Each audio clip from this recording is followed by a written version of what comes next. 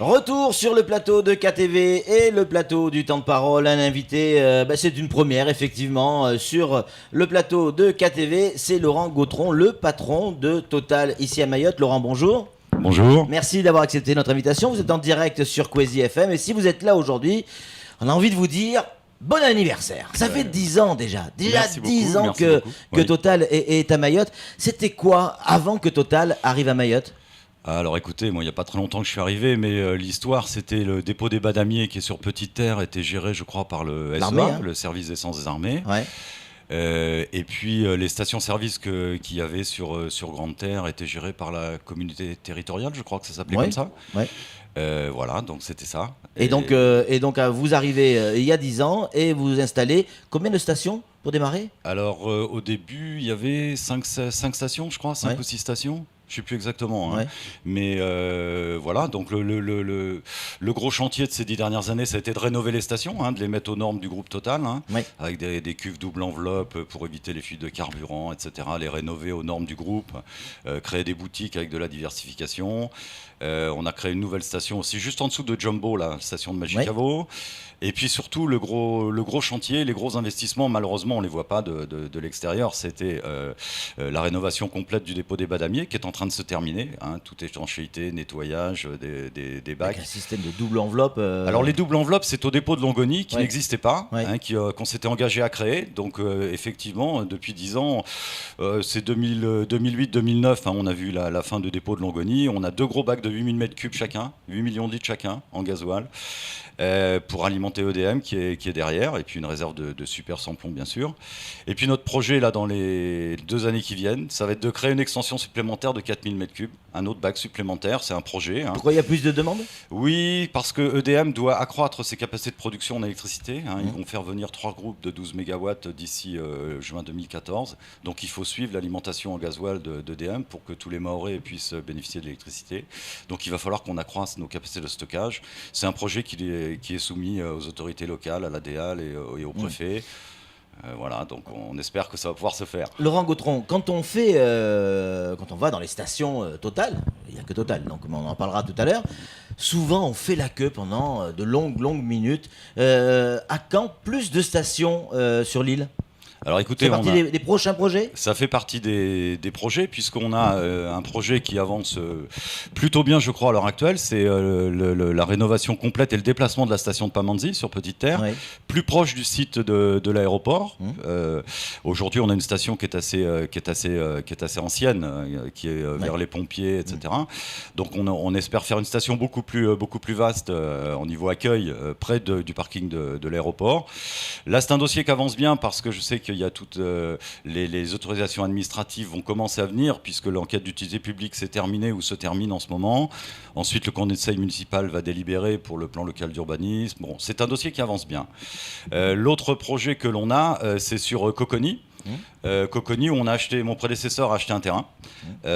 Donc là, il va falloir entamer le processus d'autorisation, hein, le plan local d'urbanisme, etc. Donc pour l'instant, Combien de temps, grosso modo ? le collègue Ça se lui compte avait en mis... mois ou en années ? Non, ça se compte plutôt malheureusement en années. Hein. C'est année. assez long comme Donc processus. une station de plus en Grande Terre, c'est tout ? En Grande Terre, oui, on a le projet de Coconi, mais il va falloir s'occuper des autorisations administratives, comme je vous le disais. Hein. Ça risque d'être long, hein, effectivement.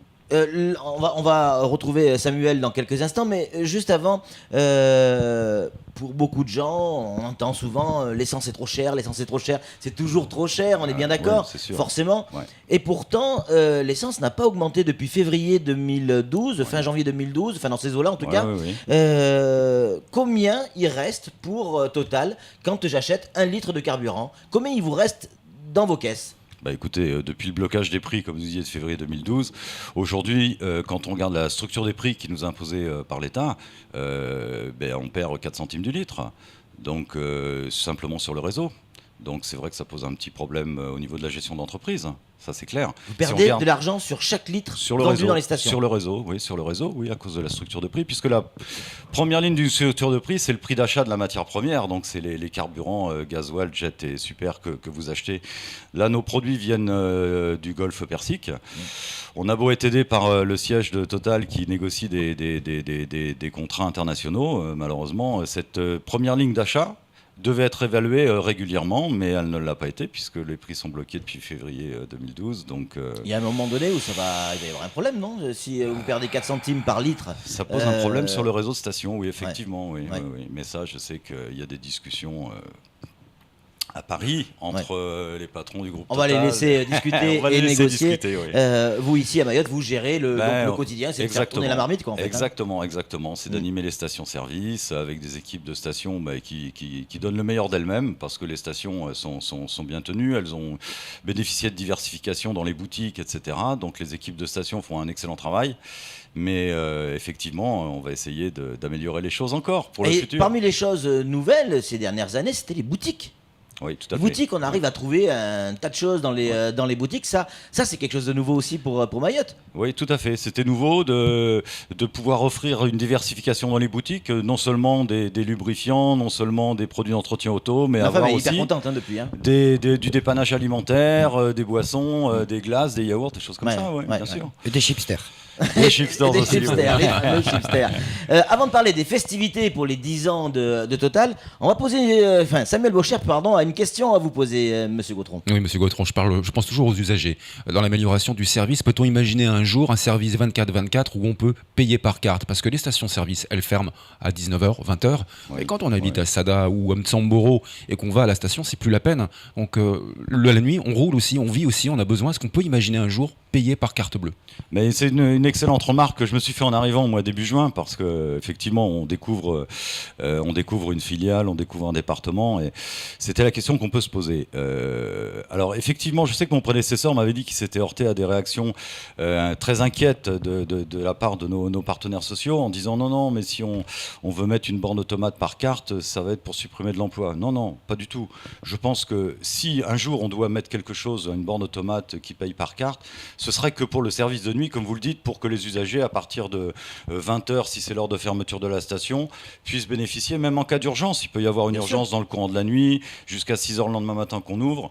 Ça pourrait être un complément, parce que par rapport au service de jour classique des stations, on va certainement le regarder, mais je pense qu'il faudra d'abord qu'en interne, on rassure nos partenaires sociaux que ça ne sera pas du tout pour supprimer l'emploi de jour. Ça sera simplement après la fermeture d'une station, le temps de travail normal, qu'on pourra donner un service supplémentaire à nos clients. Ça peut se mettre en place rapidement, parce que c'est... Oui, mais il faut qu'on discute en interne quand même, parce que je sais qu'il y a beaucoup d'inquiétudes. Mon prédécesseur s'était heurté à des inquiétudes importantes, donc je pense qu'il faut aplanir ces inquiétudes avant de parler d'un projet officiellement comme ça. Là. À partir du moment où vous êtes entendu avec les partenaires sociaux, techniquement, c'est pas très compliqué. Ah non, la technique, il n'y a aucun problème là-dessus. Il n'y a aucun problème sur la technique. Non. Allez, la fête, ça va être quand? Qu'est-ce qui va se passer, Laurent, pour ces 10 ans Pumped Up pendant toute la nuit? Alors écoutez, pour l'instant, on commence depuis ce matin dans nos stations-service une opération, un grand jeu concours pour l'ensemble des clients de nos stations-service, puisque c'est quand même les clients qui nous font vivre. Donc on veut adresser une campagne à l'ensemble de nos clients. On voit des affiches 4x3 depuis ce matin en ville. Donc on leur offre un grand concours. Une tombola, ils pourront mettre leur bulletin dans les urnes des stations et il y aura, ça va durer pendant 15 jours, jusqu'à la fin du mois de septembre. Et puis on va leur faire cogner le plus gros lot, ça sera un voyage pour 2 à Dubaï. J'espère que ça leur fera plaisir. Et après, il y a un certain nombre d'appareils électroménagers, plus diverses lots. Des cadeaux à gagner donc pour les 10 ans. Tout à fait. Et puis on a rajouté une promotion de 10% sur les lubrifiants, puisque au bout de 10 ans, on va faire 10% dans les boutiques, sur tous les produits lubrifiants et entretien auto. Et voilà, donc on espère faire plaisir à nos clients. Et ça, c'est pour la partie client.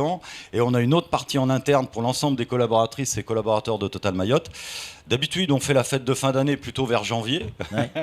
Mais là, cette fois, on a décidé de l'avancer au 30 novembre. Donc les personnels des stations sont personnels de Total Mayotte ici, plus l'ensemble des personnels. Donc là, c'est vous qui faites des cadeaux, alors que normalement, quand c'est l'anniversaire, vous devez en recevoir. Et qui sait, peut-être que le préfet va vous faire un cadeau. Je ne sais pas. On a demandé un entretien. 10 centimes le prix du carburant. Non. Et jusqu'au 30, je crois que c'est pas dans l'air du temps. Non, j'espère surtout qu'il va nous recevoir la semaine prochaine, lorsque notre directeur opération de la zone océan Indien vient nous visiter pendant 3 jours. Justement, on souhaite rencontrer Monsieur le préfet. Bien sûr. Déjà par courtoisie pour se présenter, parce que comme moi, il est nouvellement arrivé à son poste. Et puis non, j'espère que tout se passera bien. Sam ? Et le plus beau cadeau, ça reste quand même les pleins gratuits pour tout le monde jusqu'au 30 novembre, c'est ça? Oui, là j'ai un problème parce que j'ai présenté le budget de la filiale le 26 août dernier à Paris et c'était pas prévu dans le budget. Là. Je risque d'avoir des soucis ou vous risquez d'avoir un nouveau DG assez vite si je fais ça. Surtout avec les moins de 10% pour les employés aussi. Parmi ces boutiques, parce qu'en fait, avec ce slogan que on entend un peu moins à Mayotte, mais en métropole, on va pas chez Total par hasard. Il y avait les boutiques, évidemment, il y a la distribution de carburant, mais on a pu voir aussi à Tsunzu et à d'autres endroits des points service pour l'entretien du véhicule, pour les vidanges, etc., qui ne tournent pas vraiment, qui ne marchent pas autant que ce qu'on aurait pu imaginer. Oui, les points d'entretien auto, ça avait été essayé puisqu'on a même fait une baie à la station de Passamenti. Oui. Et effectivement, ça n'a pas très bien fonctionné. Non, ça accroche pas. Je pense que plutôt les habitudes d'entretien des Mahorais sont plus vers leur garage traditionnel, peut-être que plus que de venir en station-service. Pour l'instant, c'est vrai que ça n'accroche pas. Hein.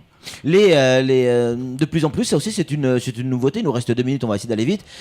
On sent comment on appelle ça, les pompistes, les pompistes, de plus en plus dire bonjour, sourire, merci, au revoir. C'était pas trop le cas avant. On a l'impression qu'il y a quelque chose qui est en train de changer là aussi dans les habitudes de distribution. Ça fait partie, c'est un des grands axes de gestion du réseau de Total dans toutes les filiales d'ailleurs où on se trouve, même les autres filiales où j'ai pu travailler avant. C'est que soigner l'accueil du client, parce que le pompiste en fait c'est la première personne de Total que les clients voient. Hein, il s'arrête pour faire le plein, c'est pas agréable parce que c'est un produit qui sent pas bon, c'est un produit qui coûte cher. On attend. Dans tous les pays, partout où on se trouve, c'est les mêmes réactions des clients. Donc il faut quand même soigner l'accueil. Quand on est commerçant, il faut savoir soigner l'accueil et puis sourire et puis savoir recevoir correctement les gens.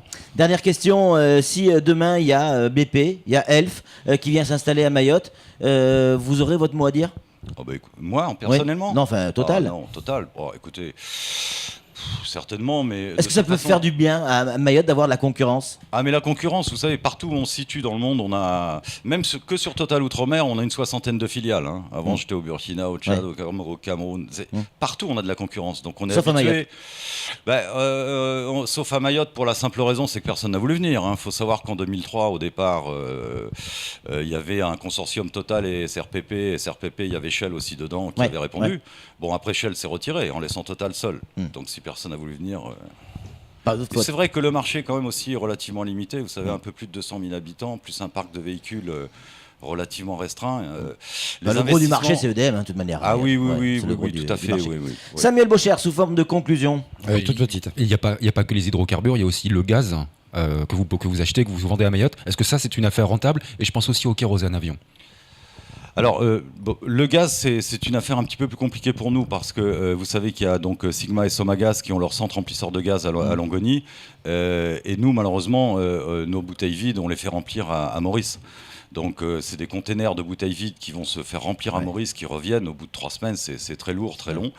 J'ai posé la question de savoir si on pouvait s'approvisionner localement ici à la préfecture et à la directe. Donc on va attendre une réponse pour voir si on peut remplir localement, pour éviter les ruptures que nous on a régulièrement. Et pour les avions? Et pour les avions, on a créé de toutes pièces, donc neuf, un dépôt aéroport qu'on voit, avec du matériel, des avitailleurs qui sont de dernière génération, donc au niveau du kérosène, du carburant aviation qu'on appelle le Jet A1, il n'y a vraiment aucun souci. Laurent Gautron, merci beaucoup d'être venu sur ce plateau. On va faire la fête fin novembre, on l'a bien compris.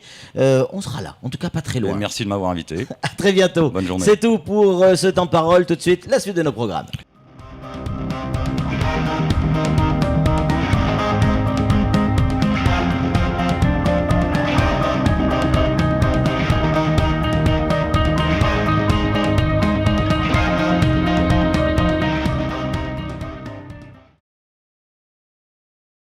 Quizy TV. C'est moi. C'est moi. C'est moi. C'est moi.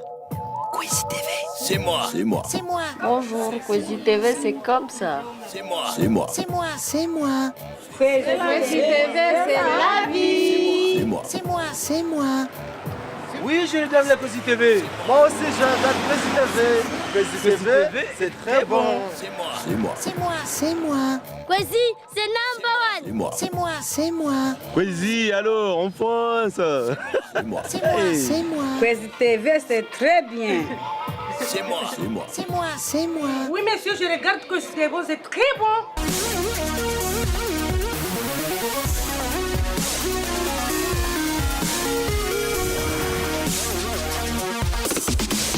C'est moi.